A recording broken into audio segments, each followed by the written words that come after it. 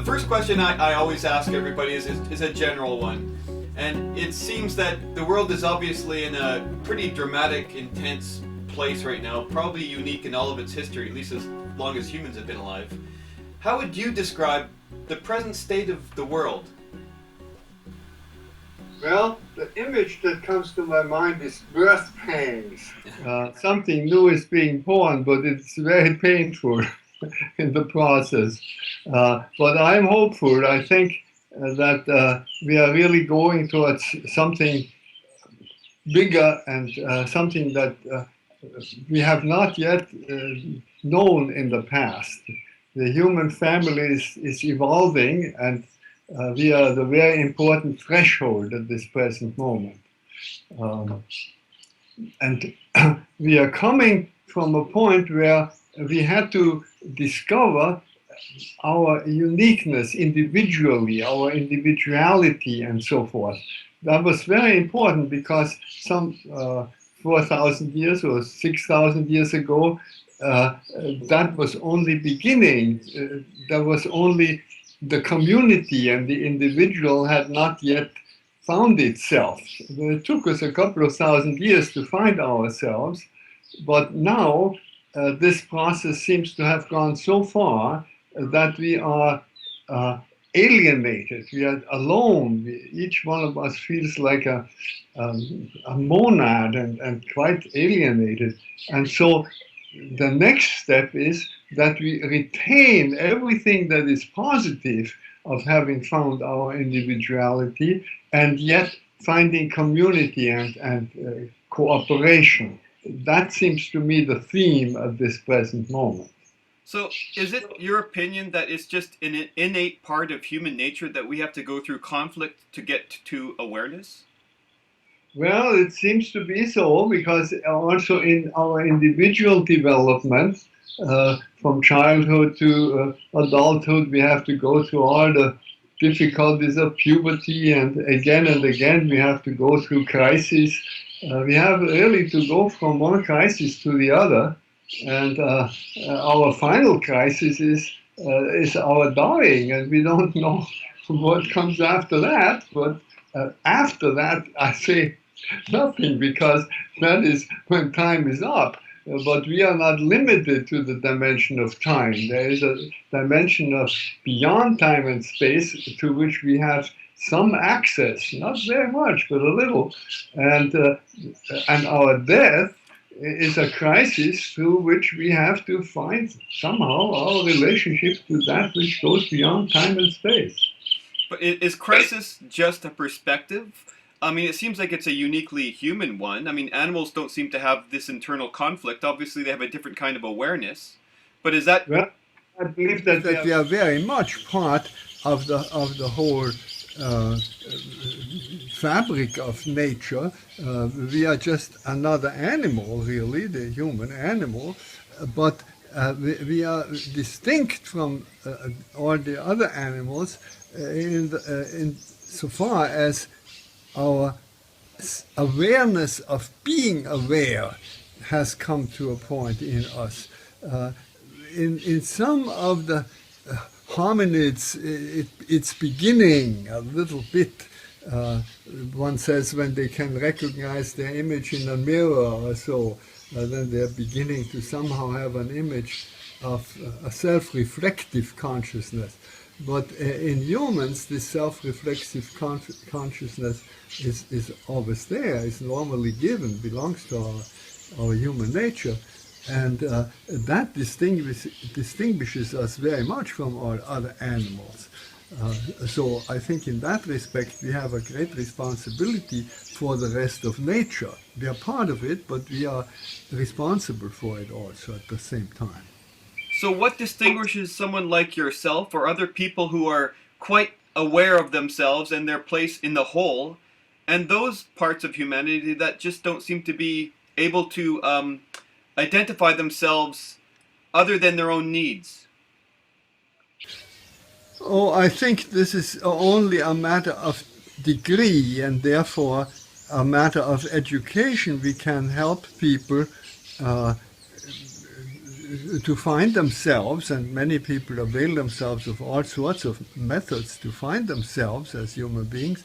But one of the most important responsibilities is that our primary needs must first be fulfilled, and many of the people who could be leading geniuses in our world never get to the point where their basic needs are fulfilled.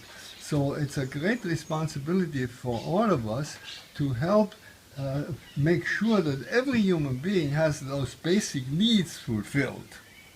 And by basic needs, do you mean the practicalities of being alive? Because here in North America, we have all the practicalities, but we still have the same strife, if not more, in some ways.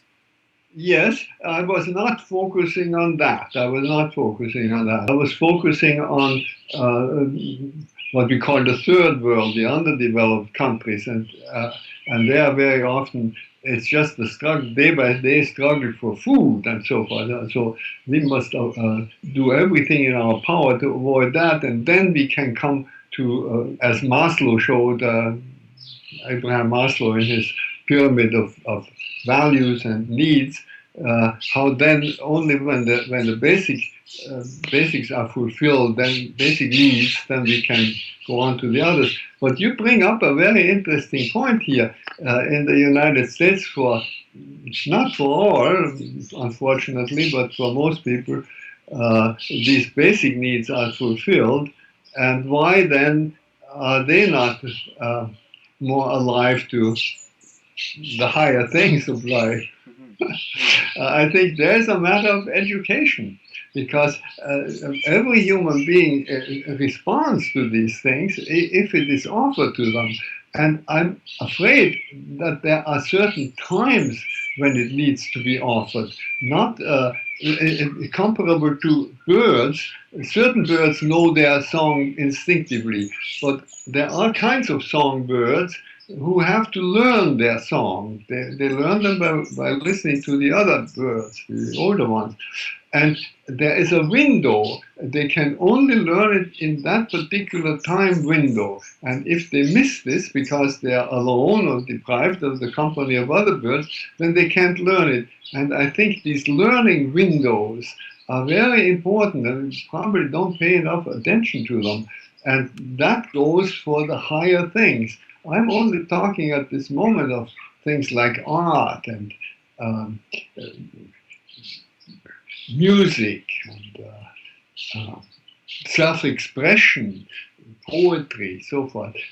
Every human being would respond to that if it's offered at the right time and in the right way. And we know this, and we can see it by comparing different schools.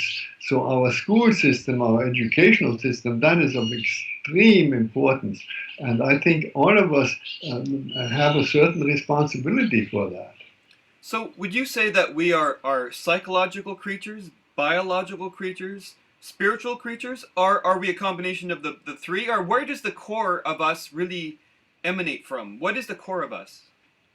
Well, I would say what flows through the whole thing is life. We are alive, and nobody knows what life is. From certain aspects, we can tell a few things about how life works, but what life is total mystery. It's the one great mystery that human beings have worshipped from before historic times. It's what we call God or the divine spirit or something like that. And that has different aspects, or if you want, different levels. There is a basic level of aliveness that we even share with plants, and then there is a somewhat more complex aliveness that we share with animals, and the reflexive aliveness, the reflexive consciousness that we have mentioned, that we share with humans. And what we call spirituality is not another layer, but I consider spirituality to be aliveness. Spiritus means life breath in Latin, and our term spirituality comes from that. And so to be a spiritual person means to be a fully alive person on all levels. And beyond the purely psychological level is then the transcendent level that somehow transcends uh, time and space and merely human life. And that is then what we usually mean when we say spirituality, but we should not forget that it starts at the bottom. It connects us. It's life that flows through this whole thing. Well, you kind of mentioned where I wanted to go next, and that is the force that is God. How would you describe that force, or that being, whatever? How would you describe that? Yes. Well, of course, we can't describe it. We can only point to it because it goes beyond. It's not. We can't comprehend it. We can't grasp it. We can only point to it. But it is. It is a mystery. It's a reality, which is not a good word because reality means that it comes from raised things, so an actuality. That's what I like to call it. It's an actually, it acts. It's a reality that acts and cannot be comprehended by us. And every human being, probably when the basic needs are met, as we have said, comes in touch with that actuality because there are basic questions that lead into that have no answers. And one is why? Why is there anything rather than nothing? And a healthy human being sooner or later asks that question, why is there anything? And that leads into an ever and ever greater depth, unfathomable depth into which the why leads us. And that is what we mean by mystery, that depth which acts on us because everything that is comes out of that depth. And so everything that is, we touch on another level, and that is through the question what. The why is unfathomable in its depth, and the what is inexhaustible in its multiplicity. And there's always more and more and more, and we can come never to an end, and we can also not understand what it is in last reality. In last reality, it's the same actuality that we touch when we ask why, but now it has become something that the why leads us into the nothing, and the what leads us into the everything that comes out of this nothing. And then there is a third reality, a third actuality, and that is the dynamic aspect of it. That is the living of life, and the doing, and the loving, and the creativity, and the responding. And those three aspects of life have always been and the question that leads us into this dynamic aspect is the question how. So why, what, and how? Those are the basic questions that every language has, and that leads the human into that great reality which those who use the term God correctly, appropriately call God. We have to be very, very careful not to think that God is somebody there. Great theologian and mystic Thomas Merton, a Trappist monk in the mid-20th century, he coined this very important word. He said, God isn't somebody else. Let's take that seriously. God isn't somebody else. Don't look outside somehow. But we can't avoid the confrontation with God. And the word God originally is a neuter word. It's not he or she, but it is that which we call upon, or that which calls us. There is this aspect of relatedness to that tremendous mystery that we call then God. It's that which calls us and to which we call. And every one of us has that greatest and deepest and most personal thou, as Martin Buber would say, or you, this great you, the one to whom we always tell our story. And in every other human you that we meet, we want to tell them our story, but we can never tell the whole story. We are often frustrated, especially when we love somebody, know them really well, and then we want to tell them everything that moves us, and we can't. But there is this beyond every human you, there is this eternal you, towards which we are to which we are related, and that is that divine, that is that mysterious depth out of which everything that is comes.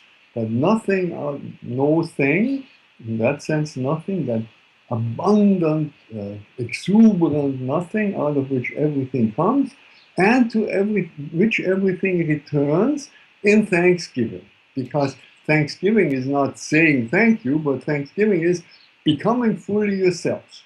An oak tree becomes fully itself by being a wonderful oak tree, and the dog by being a good dog, and the cat by being a cat, and the goldfish by being a goldfish, and the human being by being fully human. Fully human. And we all know, I think we all know, that being human is something that is an ideal that we never quite reach, towards which we move, that we seek, we want to become human.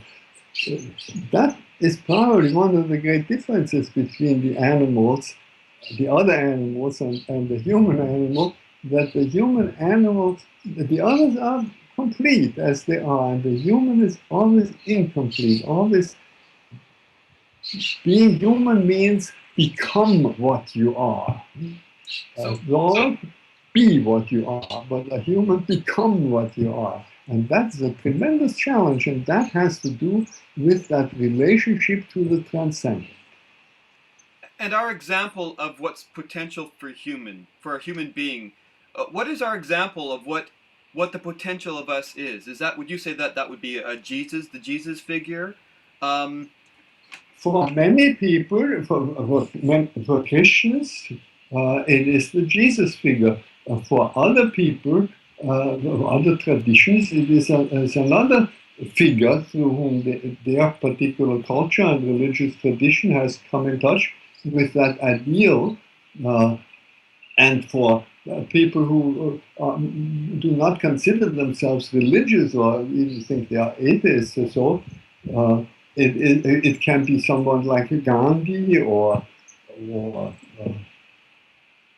one of the great scientists or one of the great human beings who serve others so, or somebody who is not well known. Many of us have a grandmother or some other, usually old person who we know as children and who exemplify to us what it could mean to be truly human.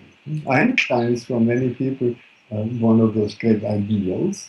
He was also, he was not only a genius in physics and mathematics, but he was a very deep human being and also very open to the transcendent.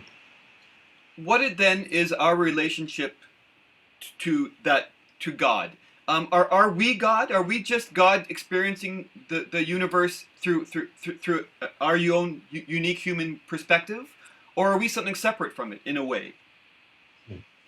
Many people put it this way, that we are simply God experiencing, making new experiences, playing Lila, Right. the idea. And I think that all these different aspects, these different ways of speaking about it, each one has a certain truth and a certain limitation. That is one way in which one can put it. But what we want to retain is that God, we are not separate from God, but God, God transcends us infinitely. We are not simply God, pure and simple, far from that, but we are an expression of the very mystery which we call God in space and time. So do And human sorry No, and that's what we somehow intuit that we are now. But we are on the way. We are evolving. So what we will be, we don't know yet. And when I say what we will be, we must not only think of the individual. Of course, we are first thinking what will I be. But when I say what will we be, and the human race is also, and that's how we started out, is in a time of transition, is in a time of crisis, and we all belong together, and what we are together will be and evolve to. That is very important to keep that in mind. So how do you resolve the paradox that to some extent we have to become very individualized and in an almost acquiesce to everything, and yet you see all the strife around you and you want to be a part of the solution? It seems like there's a paradox that really we don't have any control over anything, and yet we have to assume control over ourselves. It seems like a paradox that has to be resolved in an abstract way.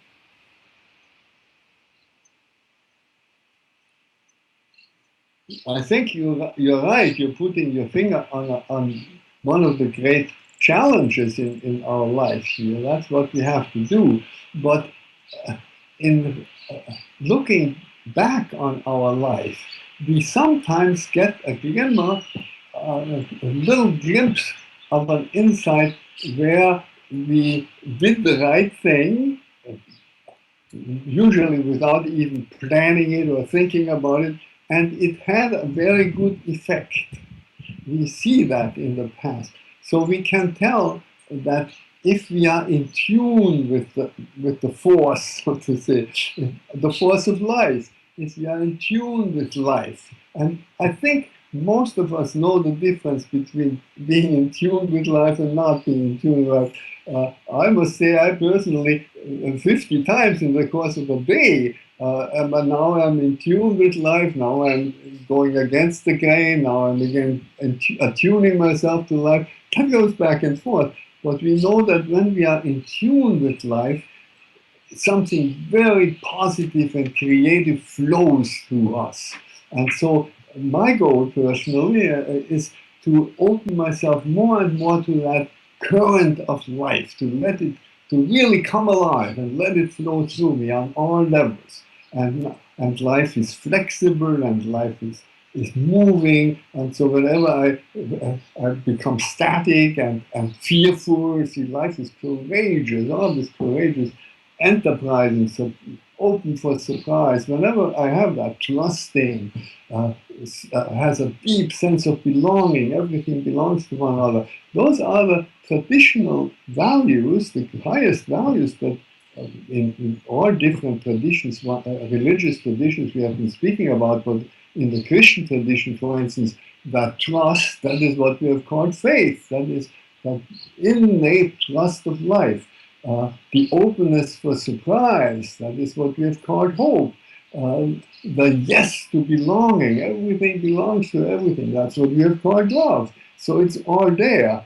But you can also discover it on a basic human level simply by seeing how do you live well and happy and making others happy, and where does the love set in? So then you have internal moments of conflict in the course of a day? Yes, yes, all the time. I have to continuously remind myself, and the method for doing that, discover the method, and that is with a simple stop, look, go. Right. Unless I stop, there is a kind of undertow or undercurrent that drags me into all sorts of areas where I really don't want to be. But when I stop, I can decide where I make the next step. I'm not just carried along. And when I stop, I am also in a position to look or open myself. It's more than looking, it's opening yourself with all your senses. It begins with the senses, and then the senses have deep dimensions, so it goes deeper. But it starts with really learning to look, and I have this little iPhone with which you can make pictures. That's a wonderful tool because every so often, I can, anywhere, just don't have to be in a particularly beautiful spot. It's just make a picture of whatever you see there. And that is a way of looking, of learning, of practicing look. But with stop and look is not enough. There has to be an additional response, you see, because stop and look is not yet responsive. But the response, it's mindful, you see. And mindfulness has by now a good press. People are accepting mindfulness. They have discovered that's a good thing. But what they have not yet discovered is that mindfulness has a dialogical aspect, that it's a relational. When it really comes to itself, it's relational. So it's not only stop and look, but it's go, it's answer, do something with it. In every moment, an opportunity is offered to us, and to avail ourselves of that opportunity. That's really the trick. Well, there's two things I want to bring up that you just mentioned, because in a way you're talking about mindfulness, in a way represents free will, I would imagine. It's making a choice in that moment. But before you get to that moment to stop, I think where most people have the problem is recognizing that they've just taken a left turn with their being, where they've all of a sudden corrupted or they've gotten impure. That's the moment where that the stop can kick in. But how do you develop that awareness that you've all of a sudden distorted? The answer to your question, how do you develop it, is by practice. We can do it, as you know, we can do it. At first it is very difficult because we are in a rut and we're not used to it. Then we can do it. When we do it, we see that has wonderful effects. It really bears good fruit. Now, anything that we discover that makes us happy and has positive effects has a built-in tendency to be repeated. So it's not as difficult as it might seem, because it has this self-fulfilling aspect to it. But yes, it costs work, and it has to be done systematically. So you have to find a little method, whatever that is. Stop, look, go is about the simplest method that you can find, but many people have other methods. And we find a method to come fully alive. That's really what it is in the end, and that means happiness. So where do emotions rate on the scale of awareness? As far as, I think a lot of people trust emotions as being the answer as opposed to what's causing those emotions.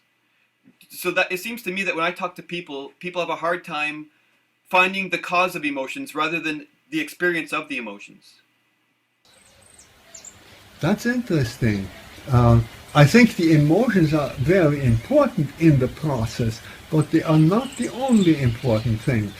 We stress the emotions so because in the Western culture the emotions were very much suppressed for a long time, and so there are new discovery, and because it's new to us, we're making more fuss about it.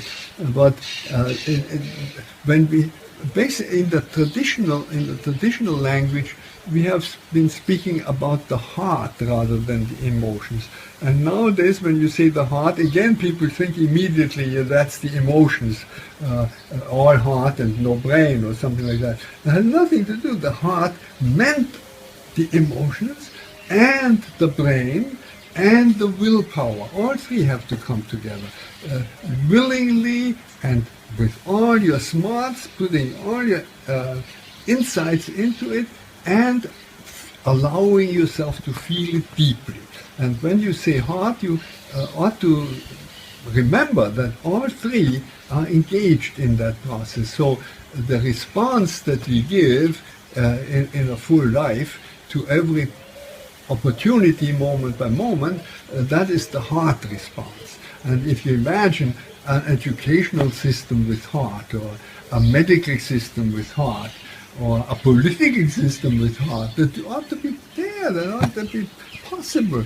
It's almost a joke when you say it nowadays, but that's what we need. So what we are going towards in the future is a humanity with heart.